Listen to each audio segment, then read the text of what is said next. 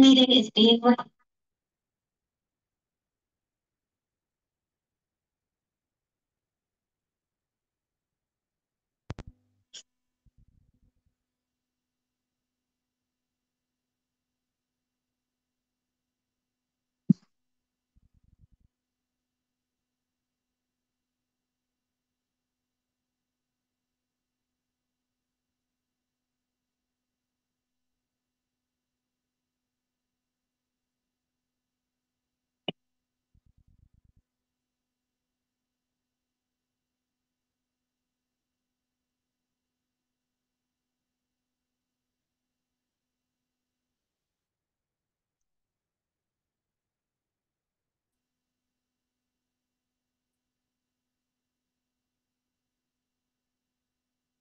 आता आपण फॉर्मॅट बघूया कसं सॉल्व्ह करायचं BRS.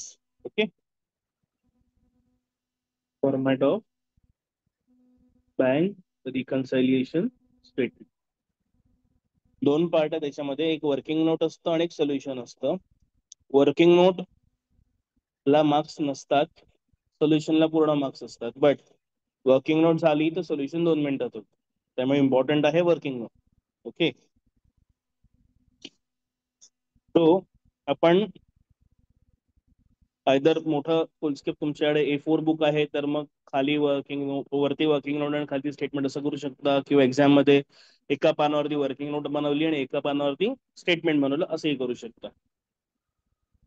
तर पहिला आपण वर्किंग नोटचं बघूया कसं करणार आपण.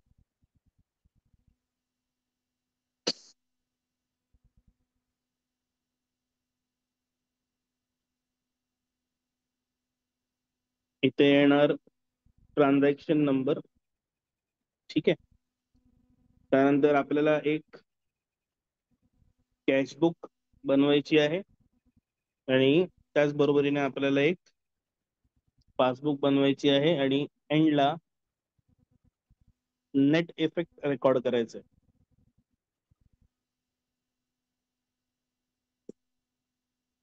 ठीक आहे,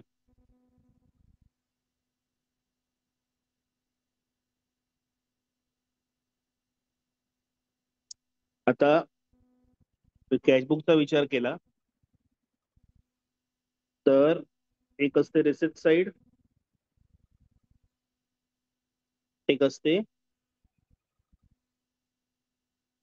पेमेंट साइड. ही डेबिट साइड पण आहे आणि ही क्रेडिट साइड.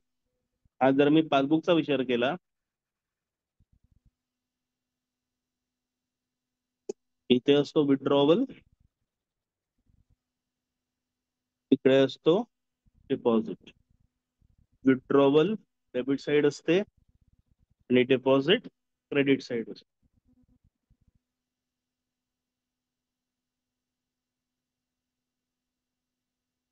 अशा कॉलम मध्ये आपण गोष्टी ड्रॉ करायच्या.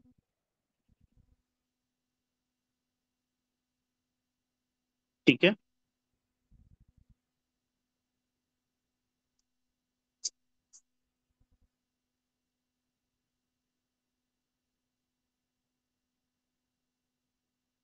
मग जसे ट्रान्झॅक्शन होत जाणार तसं पर ट्रान्झॅक्शन आपल्याला त्याचा जो नेट इफेक्ट आहे तो आपल्याला समजत जाणार, काय करायचंय काय नाही करायचं. 5 ते 6 ट्रान्झॅक्शनचं आपण एक्सपेक्ट करू प्रत्येक सम मध्ये आपल्याकडे असते. Is that clear? आणि मग हे सगळं बनल्यानंतर आपण बनवतो आपलं स्टेटमेंट. स्टेटमेंट कुठलंही असो, नेहमी लक्षात ठेवा, इन द बुक्स ऑफ, हे नेहमी राहणार. ठीक आहे,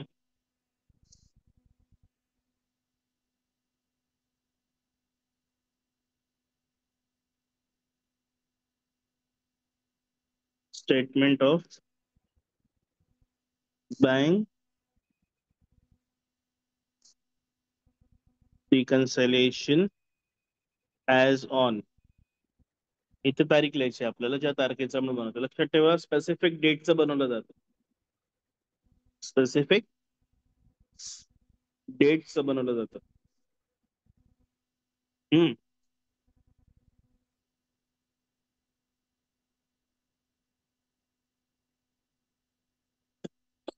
आलं लक्षात तुमच्या सगळ्यांच्या?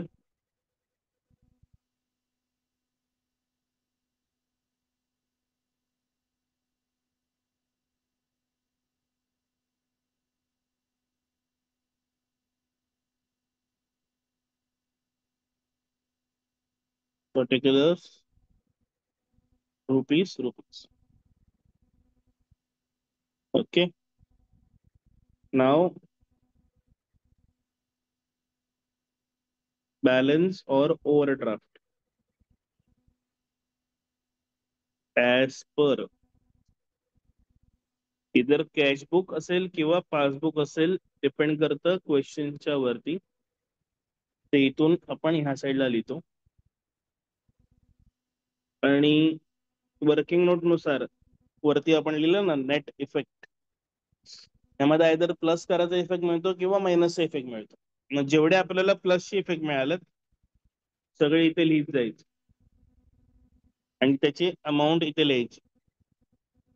एकदा सगळे प्लस इफेक्ट लिहिले, जी काही टोटल आहे ती बाहेर येते. ओके. आणि ऍड सांगितलंय ना, तर मग ऍक्च्युअल बॅलन्स मध्ये ऍड करून अमाऊंट खालती लिहायची. नंतर नेट इफेक्ट मध्ये जे जे लेस इफेक्ट आहेत ते सगळे इथे लिहायचे आतमधल्या साईडला.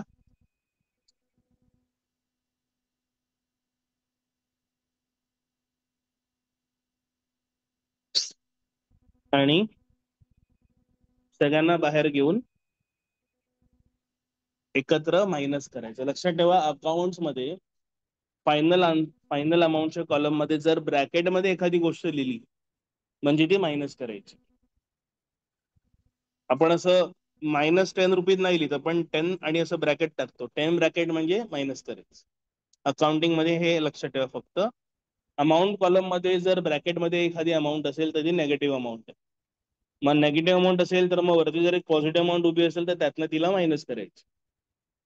बाकी बेसिक मॅथ्स तुम्हाला येतं, मायनस मायनस प्लस करायला लागतं, पण आन्सर मायनस मध्ये धरतं. म्हणजे काय, -1 इज -2. तसंच bracket 1 is bracket 2. Is that clear? आणि मग जे तुमचं उत्तर फायनली इथे येतं, जर समजा वरची सुरुवात तुम्ही बॅलन्स ऍज पर कॅशबुकने केली, ओके, तर खालती अंत बॅलन्स ऍज पर पासबुकने होतं. जर वरची सुरुवात बॅलन्स ऍज पर पासबुकने केली तर खालती अंत बॅलन्स ऍज पर कॅशबुकने होतो. इन शॉर्ट, एका बुकने सुरुवात करायची, दुसऱ्या बुकमध्ये अंत करायचा. Is that clear?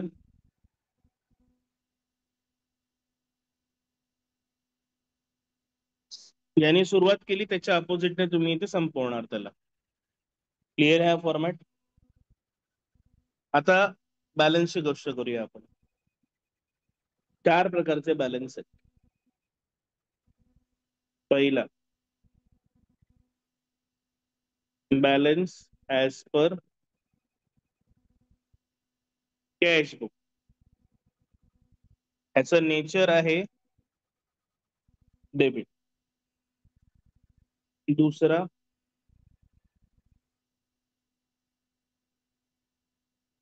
Overdraft as per cash book, opposite. ह्याचं नेचर काय असणार? क्रेडिट. तिसरं, बॅलन्स ऍज पर पासबुक. ह्याचं नेचर काय असणार? क्रेडिट. आणि चौथं, ओव्हरड्राफ्ट ऍज पर पासबुक. ह्याचं नेचर काय असणार आहे? डेबिट असणार आहे. आता एक रफ लाईन वरती जर नेचरला कम्पेअर केलं फक्त आपण, तर लक्षात घ्या, जर कॅशबुकचा बॅलन्स डेबिट असेल तर पासबुकचा बॅलन्स काय असणार? कळलं? जर कॅशबुकचा बॅलन्स डेबिट असेल तर कॅशबुकचा ओव्हरड्राफ्ट काय असणार? क्रेडिट.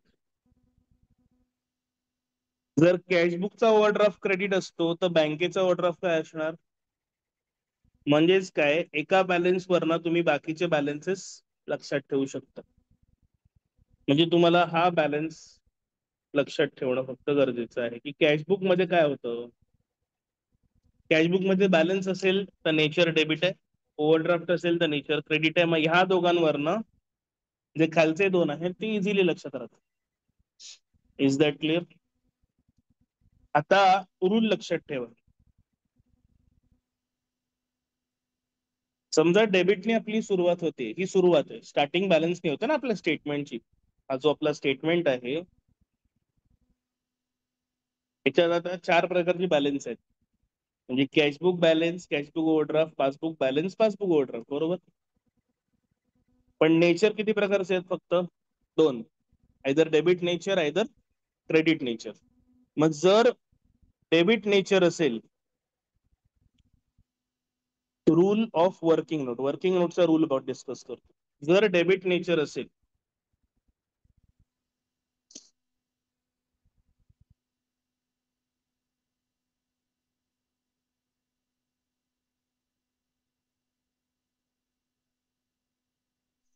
तर प्लस मायनस प्लस मायनस करायचं. Sorry, minus plus minus plus. आणि जर क्रेडिट नेचर असेल तर प्लस मायनस प्लस मायनस. म्हणजेच काय, इकडे बघा, इकडे काय आहे? डेबिट. इकडे काय आहे? क्रेडिट. इकडे काय आहे? डेबिट. इकडे काय आहे? क्रेडिट. समजा बॅलन्स ऍज पर कॅशबुक मिळाला आपल्याला, ह्याचा नेचर काय आहे? डेबिट नेचर आहे ना. म्हणजे सुरुवात कशाने होतीये? Debit nature. तर डेबिट्स ना करायचं मायनस, क्रेडिट ना करायचं प्लस. याने सुरुवात होते ना ते मायनस करायचं. हेच समजा आपला बॅलन्स असता पासबुकचा, तर नेचर काय असतं? क्रेडिट, बरोबर आहे. मग क्रेडिट ना काय करायला गेलं आपल्याला? मायनस. आणि डेबिट काय करायला लागला? प्लस. बघा, प्लस मायनस प्लस मायनस. इथं पण बघा दिलं खालती आता रूल मध्ये, credit nature plus minus plus minus, debit nature minus plus minus plus. म्हणजे फक्त जर पहिला लक्षात ठेवला ना, डेबिट म्हणजे मायनसने सुरुवात, तर मायनस प्लस मायनस प्लस. क्रेडिटने सुरुवात प्लस मायनस प्लस मायनस. याने सुरू होतं ते अपोजिट जात जात. ओके, समजलं? ठीक.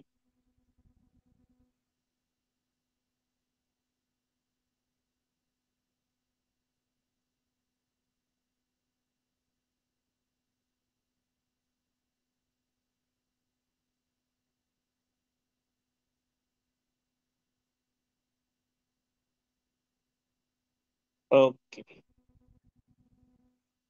आता आपण थोडं क्वेश्चन बघूया, म्हणजे आपल्याला थोडा अंदाज येईल की एक्झॅक्टली मी काय बोलायचा प्रयत्न करतो. काय पेज नंबर आहे BRS चा? हा, 278.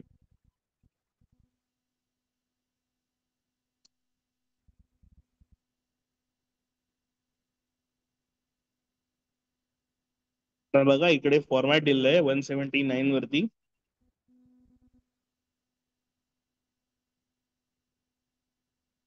फॉर्मॅटचं नाव आहे pay in slip. Pay in slip आहे ना, 2 गोष्टींसाठी भरली जाते. पे इन म्हणजे बँकेत भरताना. बँकेत आपण 2 गोष्टी भरतो, कॅश भरतो किंवा चेक भरतो. मग इकडे कॅश डिपॉझिटचा पण कॉलम आहे आणि चेकचे पण डिटेल्स आहेत. म्हणजे ही स्लिप आपण कॅश भरता सोबत पण भरतो किंवा आपण चेक भरतोय त्याच्यासोबत पण भरतो. चेक भरतोय म्हणजे काय, मला चेक आला तर मी माझ्या बँकेत भरतोय कारण त्याचे पैसे येतील, पण त्या चेक सोबत मला ही स्लिप भरून त्यांना द्यायची. Is that clear? आपण जनसेवेमध्ये व्हिजिट केलेली त्यावेळेला आपण ह्या स्लिप्स बघितले. आणि दुसरी असते विथड्रॉवल स्लिप. आता विथड्रॉवल स्लिप जी आहे ना, ती फक्त कॅश विथड्रॉवल साठी असते. चेकसाठी विड्रॉल स्लिप नसते, कारण आपण जेव्हा चेक बनवून दुसऱ्याला देतो तो त्याच्या बँकेत भरतो.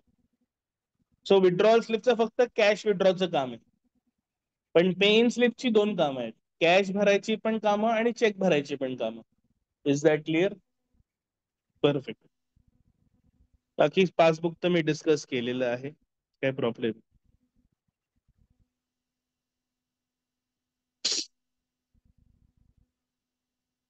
आणि मी लास्ट टाइम डिस्कस केलं की जर रेकॉर्डिंग टाइम मध्ये जो डिफरन्स आहे बँकेच्या रेकॉर्ड करण्यामध्ये आणि आपल्या रेकॉर्ड करण्यामध्ये, त्यामध्ये पण आपले बॅलन्सेस वेगवेगळे येतात. आणि जर त्या व्यतिरिक्त कधी चुका झाल्या आपल्याकडनं किंवा बँकेकडनं, सहसा बँकेकडनं चुका होत नाहीत, सहसा होत नाहीत. याचा अर्थ नाही की बँक चुकत नाही, बँक पण कधी कधी चुकू शकते, कारण सिस्टम वरती एक माणूस बसलाय आणि जिकडे माणूस बसलेला असेल तिकडे एखादा एरर होणं पॉसिबल आहे. ठीक आहे, बट शक्यतो नाही होत, कारण तेवढे प्रोफेशनल ते लोक असतात, त्या गोष्टीची ट्रेनिंग घेतात. बट कधी काळी एखादी चूक बँकेकडनंही घडू शकते. टाइम डिफरन्स कशामुळे आहे तर दोन गोष्टींमुळे आहे महत्वाचं.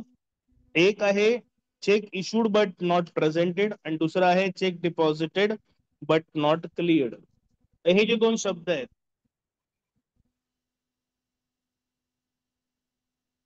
चेक इश्यूड आणि चेक डिपॉझिटेड. आपल्याला माहितीये चेक इश्यू करणं म्हणजे आपण पेमेंट करतोय आणि आपण लगेच त्याला कुठे रेकॉर्ड करणार, कॅशबुकच्या पेमेंट साईडला. चेक डिपॉझिट करणं म्हणजे आपण पेमेंट रिसीव्ह करतोय ना, आणि आपण त्याला कॅशबुकच्या कुठे लिहितो, रिसिप्ट साईडला. चेक दिल्या दिल्या लिहितो, चेक मिळाल्या मिळाल्या लिहितो, पण बँक केव्हा लिहिणार, जेव्हा तो क्लिअर होणार. आता मी चेक दिला पण समोरच्यानी तो त्याच्या बँकेत टाकलाच नाही, अशा वेळेला येतं नॉट प्रेझेंटेड हा शब्द. त्यांनी चेक टाकला नाही तर आपल्या बँकेतनं पैसे गेले का, नाही. म्हणजे आपल्याकडे आपण पेमेंट लिहिलं पण बँकेमध्ये अजून कुठलीच एंट्री झाली नाही. आम्हाला टाइम डिफरन्स आला ना इकडे. सेम चेक डिपॉझिटेड, मी भरले, चेक भरला, मी एंट्री मारली, पैसे मिळाले, पण अजून तो क्लिअर झाला नाही. मग इकडे येतं नॉट क्लिअर्ड. म्हणजे मी तर एंट्री मारली पण बँकेने एंट्री मारली का, नाही. म्हणजे ह्या मेन दोन कारणामुळे टाइम डिफरन्स पडतो, रेकॉर्डिंग मध्ये टाइम पडतो, आणि त्यामुळे त्या ट्रान्झॅक्शन्समुळे आपल्या बॅलन्स मध्ये डिफरन्स येऊ शकतो. दुसरं असतं transactions that appear in passbook but not in cashbook. म्हणजे असे ट्रान्झॅक्शन्स जे पासबुक मध्ये रेकॉर्ड झाले पण कॅशबुक मध्ये रेकॉर्ड नाही झाले. का नाही झाले, पण आपल्याला इंटिमेशन नाही आलं. इंटिमेशन कधी कधी येत नाही, जेव्हा डायरेक्ट ट्रान्झॅक्शन बँकेसोबत घडतात. मग ते कोणते ट्रान्झॅक्शन्स आहेत, interest credited by the bank, direct collection on behalf of customer, direct payment by the bank, bank charges, commission on overdraft charged by bank, dishonor of bill of exchange, amount directly deposited in the bank. म्हणजे इंटरेस्टची देवाणघेवाण, direct deposit, जे directly बँकेत होतं. आता कसं आजकाल SMS चा जमाना आहे, आपल्या बँकेत पैसा आला काय, आपल्या बँकेतनं पैसा गेला काय, आपल्याला तुरंत SMS येतो ना, डेबिटेड क्रेडिटेड असा. पूर्वी ह्या फॅसिलिटीज अवेलेबल नव्हत्या. कसं आहे, थोडं थिअरीची आहे हिस्टॉरिक आहे. तर पूर्वी ह्या फॅसिलिटीज अवेलेबल नव्हत्या की जे बँकेत झालं तुरंत, पूर्वी बँकेत झालं काय हे बघायला पासबुक घेऊन बँकेत जायची, एंट्री मारायची आणि मग बघायची हा झालं बाबा. म्हणजे तेव्हा काढायचं आपल्याला पासबुक मध्ये एंट्री केल्यानंतर. कधीतरी तुम्ही लहानपणी, म्हणजे आता पण गेला असेल ना बाबांसोबत बँकेत, त्याने तुम्हाला उभं केलं लाईनीमध्ये, ही बुक घेऊन उभा राहा. मग ते बुक घेतात, ते प्रिंटर मध्ये घालतात, ती बुक खर खर खर खर होऊन बाहेर येते, प्रिंट आउट होते. आजकाल तर एटीएम मशीनच्या जवळ पण ह्या मशीन बसलेल्या आहेत, इलेक्ट्रॉनिक पासबुक मशीन्स. पासबुक ठेवायची, स्कॅन करतो, ऑटोमॅटिक आतमध्ये घेतं, प्रिंट करून बाहेर पडवतं. मग पासबुक मध्ये एंट्री झाल्यानंतर कळायचं ना की बँकेत काय काय झालं. तेव्हा SMS एवढे मोठे नव्हते, SMS फॅसिलिटी नव्हतीच मुळात. इव्हन मला आठवतं जेव्हा मी बँकेत जायचो लहानपणी, माझ्या आई बाबांसोबत किंवा मामासोबत जायचो बँकेत, आजीसोबत जायचो, तर फक्त ती पासबुक भरायला ते लोक मला घेऊन जायचे तिथपर्यंत. मग ते वाचायचे काही ना काहीतरी. तर आपण लहान ना, आपल्याला त्यातनं काय माहिती, कारण नॉलेज तर काहीच नाही. चौथी पाचवीमध्ये कसलं नॉलेज अकाउंटन्सीचं? अकाउंट म्हणत पोहोचतं काय हे माहिती नाही. आणि त्यावेळेला बँकेत जायचं म्हणजे मी का खुश व्हायचो, अरे वा वा वा. बँक जागा म्हणजे थंड ठिकाण, गरमीत जायला मजा यायची, एसी असायचं ना बँकेमध्ये. आणि सगळे शांत, थंड पाणी प्यायला मिळायचं, ते फिल्टर लावलेलं असायचं. वरळीला आमची बँक मामांची, म्हणजे अभ्युदय बँक. आणि संडेला पण चालू असायची ती सकाळी. तर मामाचं आणि माझं फेवरेट काम होतं. सुट्टीमध्ये मी तिथे गेलो, मामा चालत चालत मला घेऊन जायचं अभ्युदय बँकेमध्ये. मस्तपैकी बसायचं खुर्चीमध्ये, फिल्टरच्या बाजूला पाण्याचं, हवा तेवढं पाणी पी. पाणी पिऊन झालं की मला होतं, हे पासबुक घे, इथे उभं राहा, तुझा नंबर येईल तर पासबुक त्यांना द्यायचे. आणि मग मी असं, हाईट छोटी, तो डेस्क एवढा मोठा, आम्ही उभा राहतो असे हात वरती करून. आणि तो बँकवाला पण कौतुकाने एकदम, अरे वा बँकेत आलास तू, थांब तुला भरून देतो, बघा नीट वाच. आता आपल्याला फक्त आकडे वाचता यायचे ना, बाकी डेबिट काय, क्रेडिट काय, विड्रॉवल काय, किंवा त्यामध्ये काय लिहिलंय काय, कोणाला काय माहिती. पण असं ती म्हणजे सुरुवातीला बोर व्हायचं, काय कळायचं नाही. नंतर नंतर थोडी मजा यायची की हा एसी मिळतोय, पाणी मिळतंय. पण बहुतांश मे वेकेशनला मी वरळीला राहायला जायचो मामाकडे. आणि मे वेकेशन म्हणजे गरमीचा काळ. आणि मग गरमीच्या काळामध्ये जर एसी मध्ये राहायला मिळतं तर मग. पण तेव्हा एसी काय हे पण माहिती नव्हतं. एवढं माहिती आहे की तिथे ना बर्फ पडतो थंड ठिकाणी. मग बँक म्हटलं की मी पहिला उडत उडत जायचो, बँकेत जायचो, बँकेत जायचो, बँकेत जायचो. असो. पण असा काळ होता की बँकेत काय घडलंय हे बघायला पासबुक भरायला लागायचं. मग जोपर्यंत ते भरत भरत नाही तोपर्यंत आपल्याला कळणार नाही. पण मग बँकेत ज्या ज्या गोष्टी होतात बँक रेकॉर्ड करत जाते. म्हणजे काय, इंटरेस्ट तुमचा तुम्हाला बँकेने दिलं, बँक ते रेकॉर्ड करणार. इंटरेस्ट घेतलं तरी रेकॉर्ड करणार. मग आपल्याला पासबुक भरल्यानंतर कळणार. मग परत डिफरन्स झाला ना आपल्या रेकॉर्डिंग मध्ये आणि बँकेच्या रेकॉर्डिंग मध्ये. एका कस्टमरने डायरेक्टली पैसे बँकेत भरले, हे तेव्हाच कळेल जे पासबुक भरू आपण. डायरेक्ट बँकेने एखादं पेमेंट करून टाकलं, आपण बँकेला बोलून ठेवलेलं की हे पेमेंट करायचं म्हणून. कधी कधी आपण बँकेला स्टँडिंग इन्स्ट्रक्शन देऊ शकतो. स्टँडिंग इन्स्ट्रक्शन काय आहेत, तर तुमच्या मर्जीने तुम्ही सांगू शकता की तुम्हाला तुमच्या अकाउंट सोबत काय करायचं. समजा फॉर एक्झाम्पल, उद्या तुम्ही नोकरीला लागलात आणि मग तुम्ही बँकेला हे इन्स्ट्रक्शन दिले की दर महिन्याच्या 5 तारखेला 5,000 रुपये माझ्या अकाउंट मधनं माझ्या आईच्या अकाउंटमध्ये ट्रान्सफर करा. आणि जर तुम्ही लिहून दिलं तसं की पुढचे 12 महिने असं करा, तर बँक तुम्हाला न विचारता तुमच्या अकाउंट मधनं 5,000 5 तारखेला तुमच्या खात्यातनं काढणार, तुमच्या आई वडिलांच्या खात्यात पाठवणार. आणि असं तुम्ही कोणाच्याही खात्यात पाठवू शकता. तुम्हाला फक्त अकाउंट डिटेल्स हवेत समोरच्या व्यक्तीचे. समजा तुम्हाला असं वाटलं की रे सनील सरांनी शिकवलंय, एक काम करूया, पुढे जाऊन सनील सरांच्या खात्यामध्ये दर महिन्याला 5,000 पाठवूया, आय बी हॅपी, तुम्हाला अकाउंट डिटेल देईन. बँकेला सांगायचं, बँक हे पण नाही विचारणार हा माणूस कोण आहे. बँक बोलेल तुमची मर्जी, तुमचं खातं, तुम्हाला काय करायचं. आलं लक्षात. इन शॉर्ट, ह्याला म्हणतात स्टँडिंग इन्स्ट्रक्शन्स. आजकाल हे सगळं मोबाईलवरती जे बँकेचे ऍप्लिकेशन्स आहेत त्यामध्ये डायरेक्टली होऊन जातं, पण पूर्वी जाऊन फॉर्म भरायला लागायचं. मग जर असा इन्स्ट्रक्शनचा फॉर्म ऑलरेडी भरला असेल किंवा मी बँकेला हे सांगितलं की माझ्या घरचं जे लाईट बिल आहे ना, मी डायरेक्टली बँकेमध्ये येणार आहे, जसं ते बिल आलं तसं तुम्ही भरून टाका माझ्या अकाउंटमध्ये. याला म्हणतात ऑटो डेबिट फॅसिलिटी. आजकाल ती डायरेक्ट होते फोनवरून, पण पहिला जाऊन सांगायला लागायचं की डायरेक्ट भरून टाका. मग मी इवन त्यावेळेला आहे ना, पूर्वी मुंबईमध्ये जी बेस्ट बस आहे आपली, BEST है ना, Brihan Mumbai electrical supply and transport, असं फुल फॉर्म आहे त्याचा. इलेक्ट्रिकल सप्लाय म्हणजे पूर्वी बेस्ट मुंबईमध्ये आजही करते, पण साऊथ मुंबईमध्ये करते फक्त. नाही तर पूर्वी इथपर्यंत, पूर्वीपर्यंत इलेक्ट्रिसिटी पण सप्लाय करायची आणि ट्रान्सपोर्टेशन पण द्यायची. आता आपल्याकडे फक्त ट्रान्सपोर्टेशन. म्हणून बेस्ट बस, फक्त बस नाही, इलेक्ट्रिक सप्लाय पण आहे. साऊथ मुंबईला अजून पण आहे, वरळीला अजून पण जे बिल येतं ना आमच्याकडे ते बेस्टचं येतं. सो आता जर मी ऑलरेडी ह्या कंपनीत गेलो, बेस्ट सांगितलं बाबा एक काम करा, मी बँकेला सांगितलंय बिल भरायचं, तर हे माझा अकाउंट नंबर आहे, हे बिल डायरेक्टली म्हणजे बँकेत पाठवा. मग ते बेस्टवाला काय करणार, बिल डायरेक्ट बँकेत पाठवणार. बँकवाला काय करणार, अकाउंट मधून पैसे कट करून ते बिल भरून टाकणार. आणि फायदा काय व्हायचा, बिलाची कधी थकबाकी व्हायची. पण पूर्वी कसं असं मध्ये काय, तो पोस्टमन येणार, बिल ठेवून जाणार, मग ते बिल मिळालं तर आपण जाणार लाईनीत उभं राहणार, मग लाईनीत उभं राहायचं सुट्टे घेऊन. मग तो नंबर येणार, मग तो पैसे घेणार, मग तो पण आपल्याला बिल देणार. म्हणजे काम टीडीएस होतं. ऑनलाईन पेमेंट सेवा नव्हती. आणि ही पण कामं लहान मुलं करतात घरातली, जशी थोडे वयात आली 5वी 6वी 8वी, हा भाई हे बिल घेता भरून बिल भरायला जातो, पैसे घेऊन जातो. ते बोरिंग काम असायचं. मग पूर्वी असे इन्स्ट्रक्शन्स होते, बँकेचं बिल, लाईटचं बिल भरायचे डायरेक्टली. टेलिफोन बिल असायचे पूर्वी, MTNLचे लँडलाईन्स असायचे, त्याचं पण बिल यायचं घरी. मग ते टेलिफोन एक्सचेंज पर्यंत जा, तिथे तुमचं एक्सचेंज आहे, तिकडे उभा राहा लाईनीमध्ये.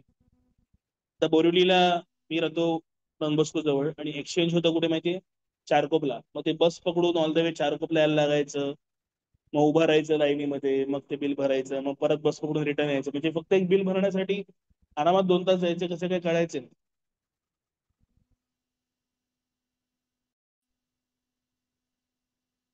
सो आता हे जे काही ट्रान्झॅक्शन चॅप्टर साठी दिलेले आहेत, हे व्हायचे पूर्वी.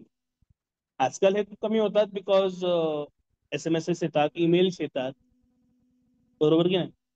परत ते ATM कार्ड आपल्याला मिळायचं, ते ATM चे चार्जेस कट होतात वर्षाच्या एकदा. म्हणजे कधी कट झाले हे कधी कळणार, पासबुक भरल्यानंतर. पण बँक काय रेकॉर्ड करत जाणार ना. म्हणजेच काय, असे बहुतांश ट्रान्झॅक्शन बँक रेकॉर्ड करत जातात. जर आपल्याला माहिती नाही तर आपला अकाउंटंट एंट्री मारणार नाही आपल्या बुकमध्ये, मग बँकेच्या बॅलन्स मध्ये आपल्या बॅलन्स मध्ये फरक येणार. मग रिकन्सिलेशन काय करतोय, हा फरक जाणण्यासाठीच करतोय. आलं एवढं लक्षात सगळ्यांच्या? ठीक.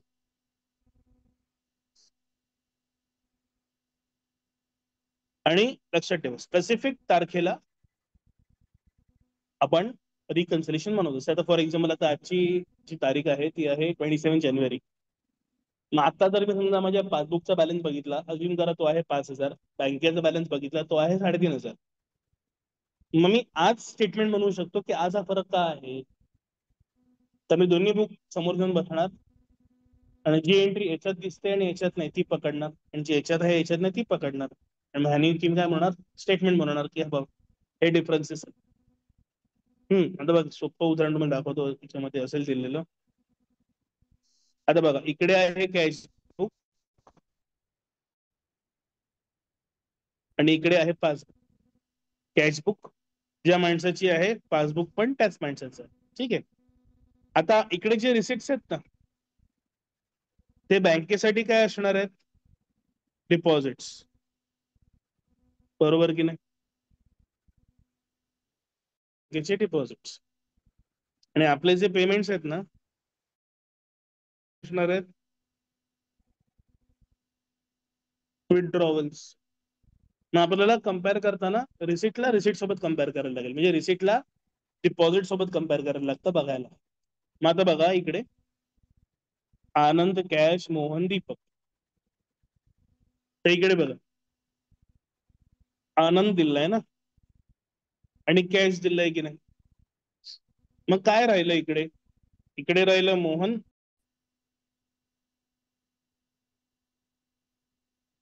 हा. मग आता आपण काय बघू शकतो की मोहन, दीपक हे जे 2 ट्रान्झॅक्शन आहेत, हे रिसिप्टला दिसत आहेत आपल्या, पण पासबुक मध्ये दिसत आहेत का, नाही. म्हणजे ह्याच्यामुळे डिफरन्स आलाय. प्लस इकडे बघा काय आहे, डिव्हिडंड आहे. पासबुक मध्ये आहे म्हणजे बँकेत पैसे आले, पण आपल्याकडे रिसिप्ट आली का. म्हणजे हे 3 कारण आहेत त्याच्यामुळे रिसिप्ट साईड्स वेगवेगळ्या झाल्या. आता पेमेंट्स बघूया. पेमेंटला कम्पेअर करायचं विड्रॉवलच्या सोबत. मग आता बघा इथे काय, सॅलरी रामलाल, अतुल, रमन, बरोबर. मी इकडे बघूया, सॅलरी रामलाल, फक्त सॅलरी आणि रामलाल आहे, आणि रमन पण आहे. मग कोण राहिला, अतुल. ह्याच्यामुळे फरक आला आहे की नाही. इकडे आहे तिकडे नाही. आणि आता खालती बघाल ना, तर बघा इन्शुरन्स प्रीमियम आणि बँक चार्जेस. तर हे 2 ट्रान्झॅक्शन बँकेत आहेत पण आपल्याकडे नाही. मग आता हे जे आपण मार्किंग केली, वरती 3 ट्रान्झॅक्शन आणि खालती 3 ट्रान्झॅक्शन, ह्या 3-3-6 ट्रान्झॅक्शन मुळे आपल्या दोन्ही बॅलन्स मध्ये फरक आहे. कसा फरक आहे बघा, आपला बॅलन्स किती आहे, 22,380, आणि बँकेचा बॅलन्स किती आहे, 5,780. खूप मोठा फरक आहे की नाही.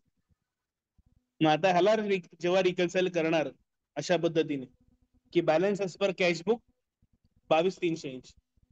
आता आपण थोडा वेळ पूर्वी नेचर डिस्कस केले ना.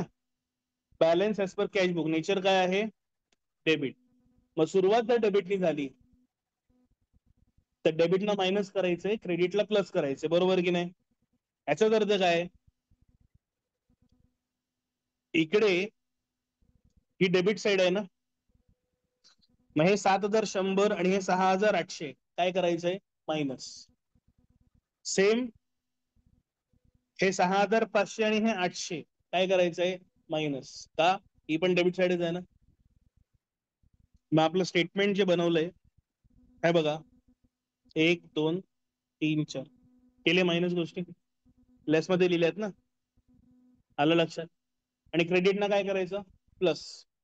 मग इथे बघा 2,600 आणि 2,000 दिसतंय तिकडे. मग हे प्लस करून बाहेर लिहिलं, यांची टोटल घेऊन खालती लिहिली आणि हे टोटल मायनसची. आलं ना उत्तर सेम? 5,780 रुपये. इकडे तेच उत्तर होतं ना, 5,780 रुपये. सुरुवात कशाने केलेली आपण?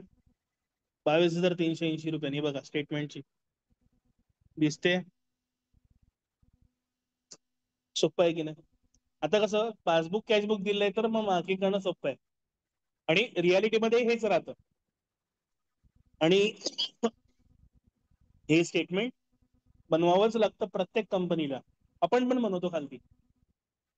आज आपले शना मॅडम जे अकाउंटंट आहेत आपल्याकडे, क्लर्क आहेत, ते आले ना की त्यांना विचारेन मी की तुमचं बँक रिकोचं स्टेटमेंट आहे तर दाखवा. आपण जागी खाली जाऊन त्यांच्याकडनं प्रेझेंटचं रिको स्टेटमेंट बघून घेऊ. Set clear? ठीक आहे. आता बघा इकडे, आता अजून एक गोष्ट. आता हा महिना कुठला होता? एप्रिल. आणि हे पण कुठलं होतं? एप्रिल. सेम मंथ मध्ये जेव्हा आपण चेक करतो तेव्हा असं चेक करतो. पण आता बघा इकडे एक युनिक गोष्ट, हे कुठलं आहे? जानेवारी. हे कुठलं आहे? वेगवेगळे महिने. आता कसं चेक करायचं? सिंपल. जेव्हा सेम सेम महिने बघतो, इकडे आहे आणि तिकडे नाही ते पकडतो. पण जर पुढचा महिना असेल तर इकडे पण आहे आणि तिकडे पण आहे ते पकडायला लागणार. का? फॉर एक्झाम्पल, आता बघा फॉर एक्झाम्पल इकडे आपल्याकडे श्रुतीचं नाव आलंय जानेवारीमध्ये. कुठे? रिसिट. रिसिटला कम्पेअर करणार रिसिट सोबत. इकडे दिसतंय तुम्हाला श्रुतीचं नाव, प्लस इथे संगीता लिहिली आहे. इकडे दिसतं संगीताचं नाव. जानेवारीमध्ये आपल्या अकाउंट मध्ये संगीता आणि श्रुतीचं नाव आलंय, आणि फेब्रुवारीमध्ये बँकेच्या अकाउंट मध्ये नाव आलं, म्हणजे जानेवारीमध्ये ते नाव असेल का? नसतं. आलं लक्षात?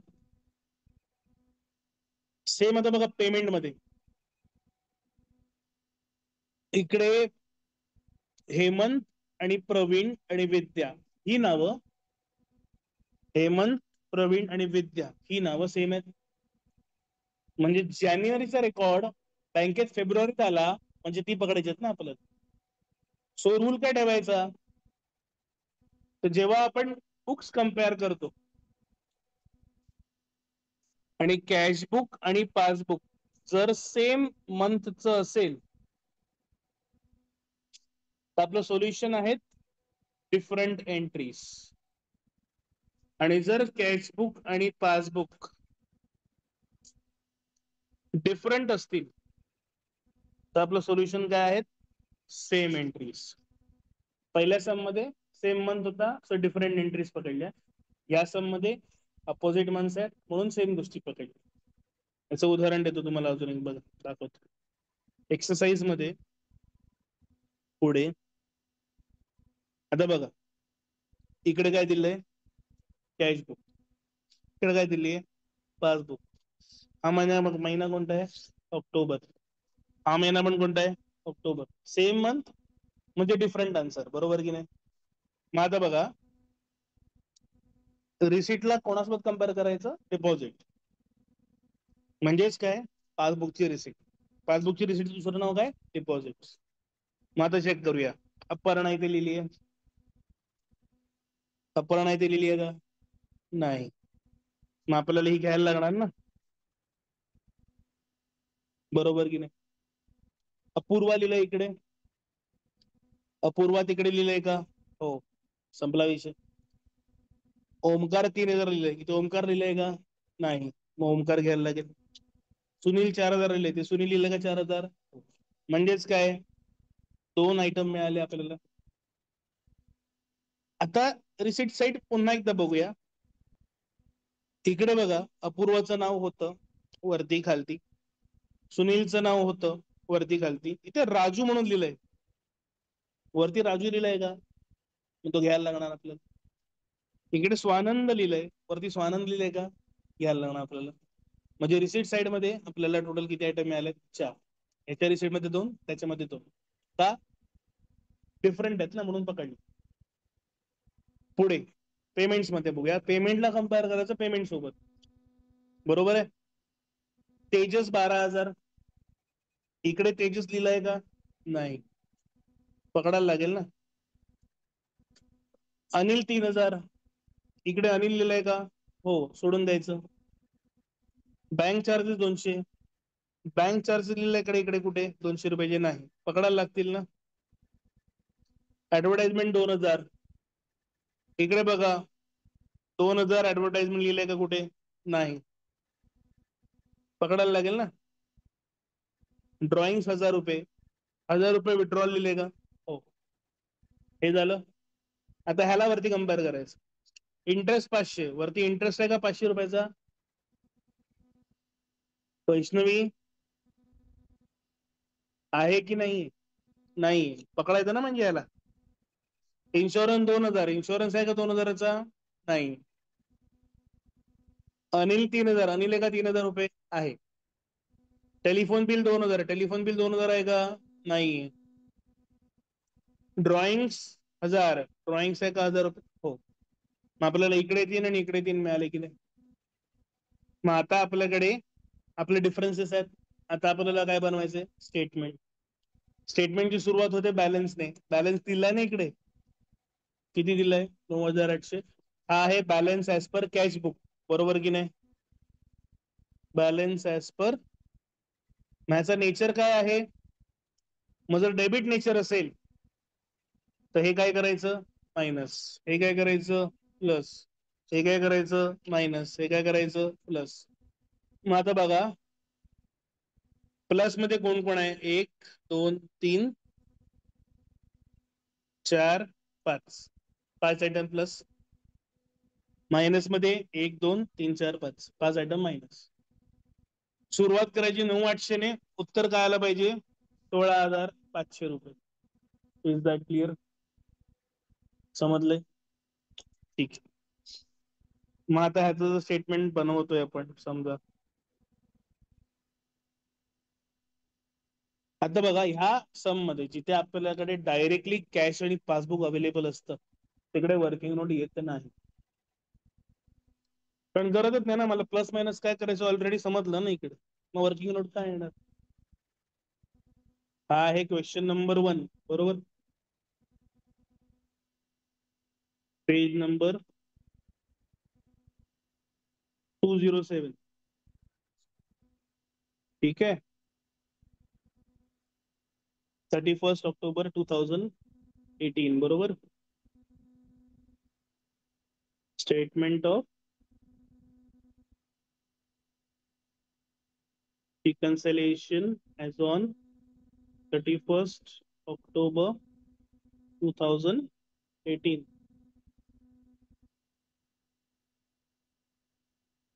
ठीक है.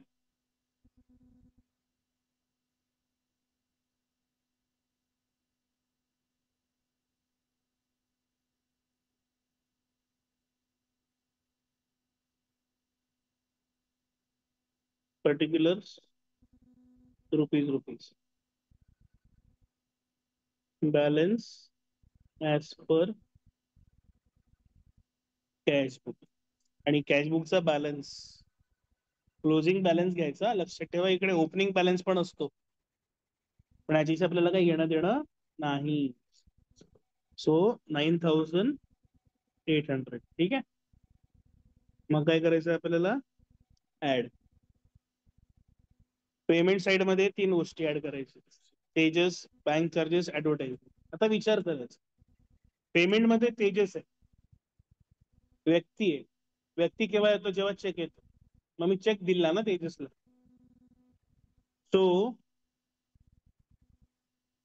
Check issued but not presented.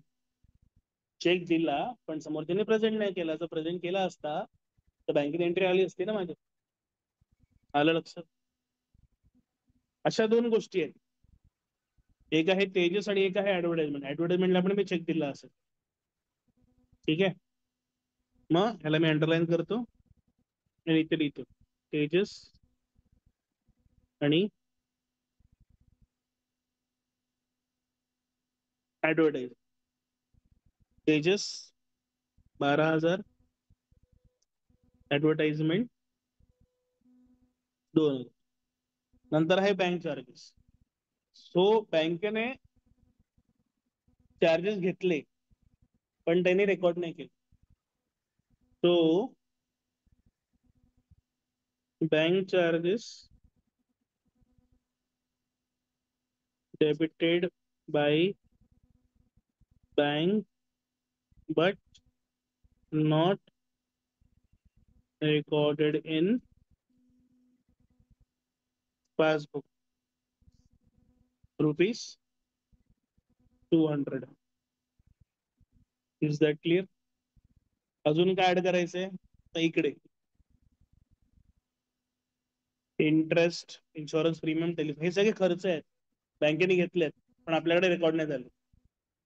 So expenses paid by bank but not recorded. बँकेने खर्च केले, आपल्याकडे ते रेकॉर्ड नाही झाले. Is that clear? बँकेने खर्च केले, आपल्याकडे ते रेकॉर्ड नाही झाले. असे 3 खर्च आहेत, एक आहे इंटरेस्ट, एक आहे इन्शुरन्स, एक आहे टेलिफोन बिल. ओके. आता लक्षात घ्या एक गोष्ट,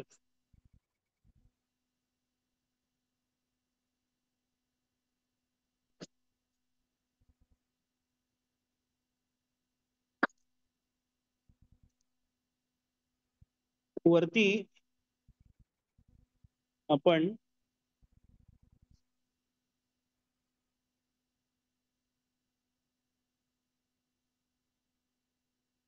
प्लस मध्ये, अच्छा, राजू आणि स्वानंदची नावं लिहायची राहिले, थांबा खालती घेऊया. इथे आपल्याकडे आहे ना प्लस करायला, राजू स्वानंद. डायरेक्ट डिपॉझिट केलं ना यांनी पैसे, म्हणून त्यांची नावं तिथे डायरेक्ट केली, राजू स्वानंद. राजू 2,000, स्वानंद 3,000. आता टोटल बाहेर घ्यायचे ना आपल्याला डिरेक्टली.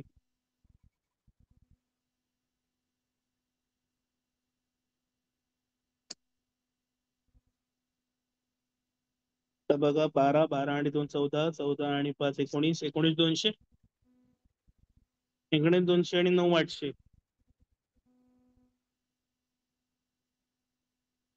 29,000. ठीक आहे. आता इकडे एक्सपेन्सेस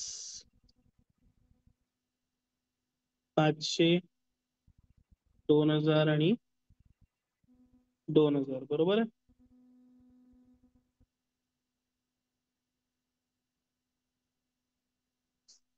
आता इकडे बघायला लागेल आपल्याला वरच्या बुक मध्ये काय लेस होते, अपर्णा आणि ओमकार. हे काय होतं, cheque received but not cleared. आपल्याकडे रिसिव्ह झाले पण बँकेमध्ये नावं नाही आली. अपूर्वा आणि ओमकार. अपूर्वा 5,000, ओमकार 3,000. टोटल भारतून काय करायची, मायनस करायची. मग आता बघा, 5 आणि 3 8, 8 2 10, 10 आणि 2 12, 12 आणि 5 12,500. ठीक आहे. and now 29,000 minus 12,500. 9 2 गेले 6 उरले 16,800 बॅलन्स ऍज पर. सुरुवात कॅशबुकने केली, मग शेवट कसा होणार, पासबुकने होणार. 16,500. बघा 9,800 सुरुवात केलेली, हे बघा 16,500 ने अंतर होतं. आलं लक्षात कसं बनवायचं हे स्टेटमेंट. तर हे डायरेक्ट बनवलं आपण. का वर्किंग नोट का नाही आली, कारण आपल्याकडे पुस्तकं अवेलेबल आहेत. पण जेव्हा आपण नंतर नंतर सम करू ना, आपल्याकडे असे स्टेटमेंट्स आहेत. मग ह्या स्टेटमेंटना आधी आपल्याला पुस्तकांमध्ये मांडायला लागतं, म्हणून आपण ती वर्किंग नोट बनवतो. आलं लक्षात सगळ्यांच्या. परफेक्ट.